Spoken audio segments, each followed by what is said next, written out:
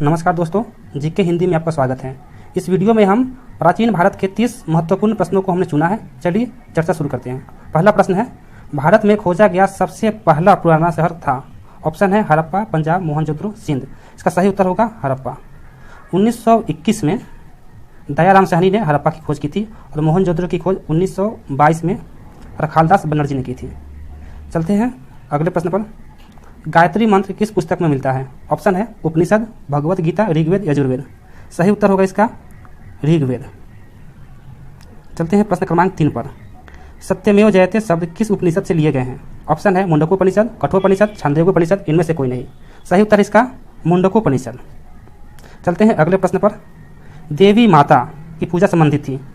Option है आर्य सभ्यता, भूमध्य सागरीय सभ्यता के साथ, सिंधु घाटी सभ्यता के साथ, उत्तर वैदिक सभ्यता के साथ। देवी माता यानी मातृदेवी, तो सही उत्तर होगा सिंधु घाटी सभ्यता के साथ। चलते हैं प्रश्न क्रमांक 5 पर। सिंधु घाटी सभ्यता के लोग अपने मकान बनाते थे। ऑप्शन है पक्की ईंटों से, पत्थर से, लकड़ी से, उपयुक्त सभी से। सही उत्तर है पक्की ईंटों से। प्रश्न क्रमांक अब आ गए 6 पर। हड़प्पा की सभ्यता किस युग की थी? ऑप्शन है कांस्य युग, नवपाषाण युग, पूरा पाषाण युग, लौह युग। सही उत्तर होगा इसका कांस्य युग। चलते हैं प्रश्न क्रमांक 7 पर। सिंधु घाटी की सभ्यता के लोगों का मुख्य व्यवसाय क्या था? ऑप्शन है व्यापार, पशुपालन, शिकार, कृषि। इसका उत्तर होगा व्यापार। चलते हैं प्रश्न क्रमांक 7 पर।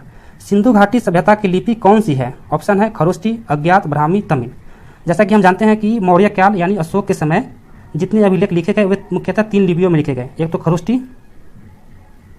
खरोष्टी, दूसरा है ब्राह्मी और एक अरेमाइक लिपि। तो ये तो आंसर होंगे नहीं। इसका आंसर होगा अज्ञात, क्योंकि जो लिपि हमें प्राप्त हुई है उसको अभी तक पढ़ा नहीं जा सका है।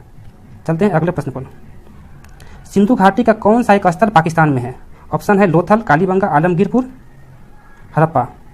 लोथल होगा गुजरात में, कालीबंगा होगा राजस्थान में, आलमगीरपुर यूपी में। तो सही उत्तर हो जाएगा हड़प्पा।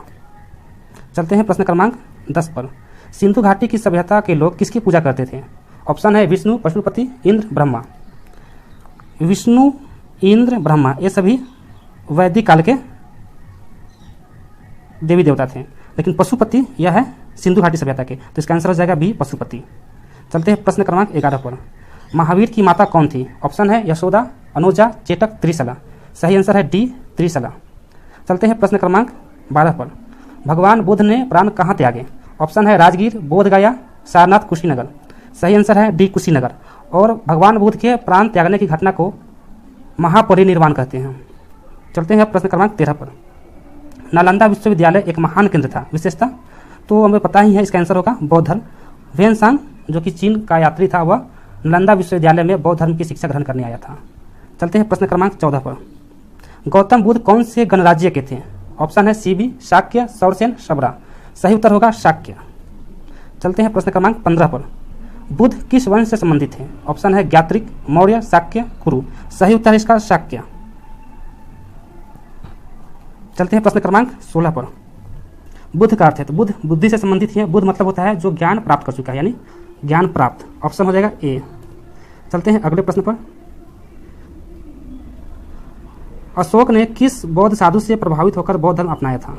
ऑप्शन है विष्णुगुप्त, उपगुप्त, ब्रह्मगुप्त, वृद्धरथ। सही उत्तर है उपगुप्त। चलते हैं अगले प्रश्न पर 18। गौतम बुद्ध का जन्म स्थान था कुशीनगर, सारनाथ, बोधगया, लुम्बिनी। सही उत्तर है इसका लुम्बिनी। इनकी माँ अपने मायके जा रही थी तो लुम्बिनी नामक वन में इनका जन्म हुआ था। बोधगया में इन्हें ज्ञान प्राप्त हुआ, सारनाथ में इन्होंने अपना पहला उपदेश दिया और कुशीनगर में इनका निर्वाण प्राप्त हुआ। चलते हैं प्रश्न नंबर 19 पर। सिकंदर महान का शिक्षक कौन था? ऑप्शन है डेरियस, साइरस, सुकरात, अरस्तु। उत्तर है इसका अरस्तु। आते हैं प्रश्न नंबर 20 पर। जैन साहित्य को कहते हैं?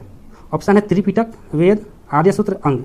त्रिपिटक तो बौद्ध धर्म से संबंधित है, सूत पिटक, विनय पिटक और अभिधम पिटक। और जैन साहित्य को कहते हैं हम आगम साहित्य। यहाँ पर अंग लिखा हुआ है, यह आगम होना चाहिए था। ऑप्शन डी होगा इसका। चलते हैं प्रश्न नंबर 21 पर। महावीर का प्रथम शिष्य कौन था? ऑप्शन है भद्रबाहु, स्थूलबाहु, चरवाक, जमाली। इसका सही उत्तर है जमाली। अगला प्रश्न, अर्थशास्त्र की रचना किसने की थी? आसान सा प्रश्न है, इसका उत्तर होगा कौटिल्य। चलते हैं अगला प्रश्न। किस भारतीय शासक ने कलिंग का युद्ध लड़ा? ऑप्शन है समुद्रगुप्त, चंद्रगुप्त, शिवाजी, अशोक। निश्चित रूप से इसका उत्तर होगा अशोक, इस युद्ध के बाद उनका हृदय परिवर्तन हो गया था। चलते हैं अगले प्रश्न पर। कवि कालिदास किसके राज कवि थे? ऑप्शन है चंद्रगुप्त मौर्य, समुद्रगुप्त, चंद्रगुप्त विक्रमादित्य, हर्ष।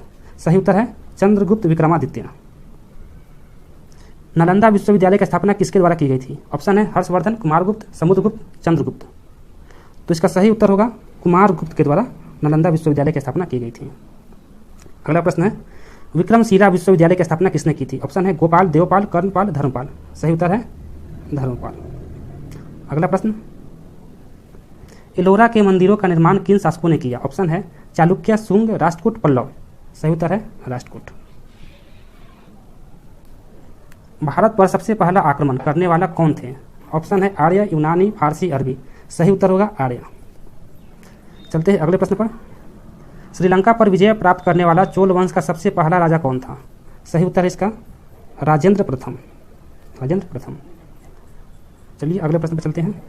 भगवान बुद्ध की सबसे ऊंची प्रतिमा कहाँ स्थापित की गई थी? ऑप्शन है राजगीर, बामियान, श्रवणबेलगोला, माउंट आबू। तो इसका सही उत्तर है बामियान, जो कि अफगानिस्तान में पड़ता है और तालिबानी संगठन के द्वारा इस मूर्ति को नष्ट कर दिया गया था। श्रवणबेलगोला जो कि महाराष्ट्र में पड़ता है, यहाँ पर भगवान बाहुबली की मूर्ति है जिसका महामस्तकाभिषेक किया जाता है। तो दोस्तों यह 30 प्रश्न थे और ये काफ़ी महत्वपूर्ण प्रश्न थे। धन्यवाद।